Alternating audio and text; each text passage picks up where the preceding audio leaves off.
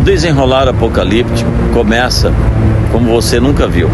Daniel capítulo 2, verso 31 a 34, tu és o rei que estava vendo, e eis aqui uma grande estátua. Esta estátua, que era grande e cujo esplendor era excelente, estava em pé diante de ti, e a sua vista era terrível. A cabeça da estátua, ou a cabeça daquela estátua, era de ouro fino, o seu peito e braços de prata, o seu ventre e suas coxas de cobre, as pernas de ferro, e os seus pés em parte de ferro e em parte de barro. Estava vendo isto quando uma pedra foi cortada sem auxílio de mão, que feriu a estátua nos pés de ferro e de barro, e os esmiuçou.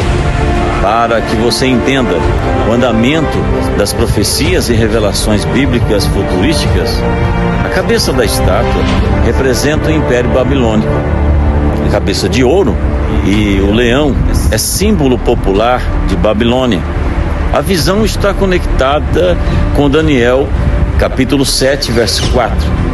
Na visão, Daniel vê um leão com asas de águia, que simboliza força e agilidade, característica de Babilônia. Babilônia foi destruída e durou 70 anos. O Império Medo-Persa, em 538 a.C., estabelece o duplo império.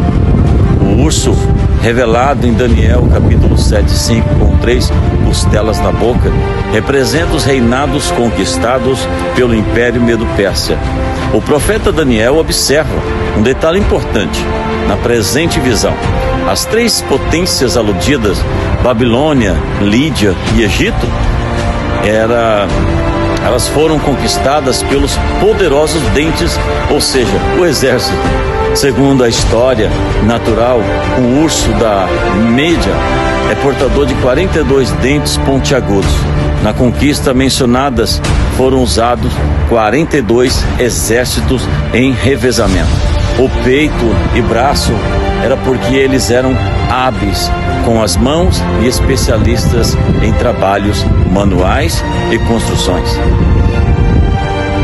A Grécia domina em 331 a.C., representada em Daniel 7:6 como um leopardo com 4 cabeças e 4 asas.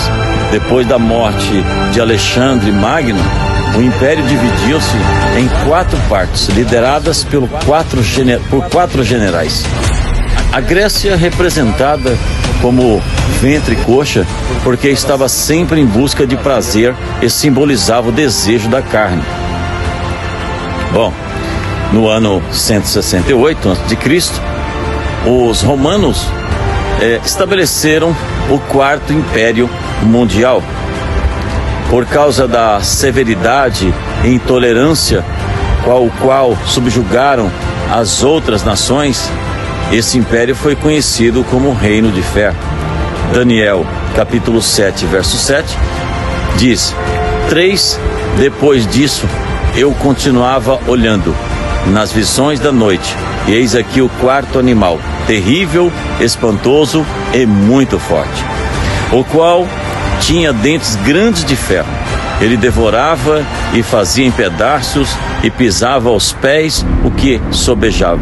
Era diferente de todos os animais que apareceram antes deles. Ele tinha 10 pontas. As 2 pernas dividem o Império Ocidental e Oriental. Perna é o maior membro do corpo, e é por isso que simboliza o império que durou mais tempo. O último imperador romano foi Rômulo Augusto. A sua deposição é tradicionalmente considerada como o fim do Império Romano e da Antiguidade e do início da Idade Média. O 4º animal é o Império Romano. Esse poderoso império, desde a sua fundação, tem como capital a cidade de Roma. É a cidade mais antiga da Península da Itálica. esta edificada sobre 7 colinas que João, o apóstolo do amor, chama de 7 montes, em Apocalipse capítulo 17, verso 9. Nos dias do Império, essas 7 colinas eram chamadas Aventino, Palatino, Célio, Esquilino, Vidimal, Quirinal, Capitólio e o mais interessante que o fundador foi obstante Lácio, de onde vem a palavra latino, chamado Rômulo, que junto com o seu irmão Rêmulus foi amamentado por uma lobra. Daniel 2:33, esse império é representado pelas pernas de ferro, pés de barro e pés de ferro. Daniel 2:34, estava vendo isto quando uma pedra foi cortada sem auxílio de mão, a qual feriu a estátua nos pés de ferro e de barro, e o esmiuçou. Devido à imigração maciça durante o período de 351 a 476 depois de Cristo, o Império Romano foi dividido em 10 pequenos poderes. O texto em foco merece toda a atenção. Ele mostra como as escrituras são proféticas que se combinam entre si. Em cada detalhe, a pedra é Cristo, cortada do monte. Haveria de ferir a estátua, não na cabeça, que foi o Império Babilônico, nem no peito e braço, e nem o Império Medo-Persa, nem no ventre e coxa do Império Grego, nem nas pernas do Império Romano daqueles dias, mas cairá sobre os pés do colosso fragmento do Império Romano restaurado, os 10 reis escatológicos. Isso ocorrerá no vale de Amargedon. Com poder e grande glória, Jesus será visto nas nuvens fisicamente na Palestina e no mundo. Apocalipse, capítulo de número 1, no verso 7, diz: eis que vem com as nuvens, e todo olho verá, até mesmo os que o transpassaram. Em todas as tribos da terra se lamentarão sobre ele. Amém.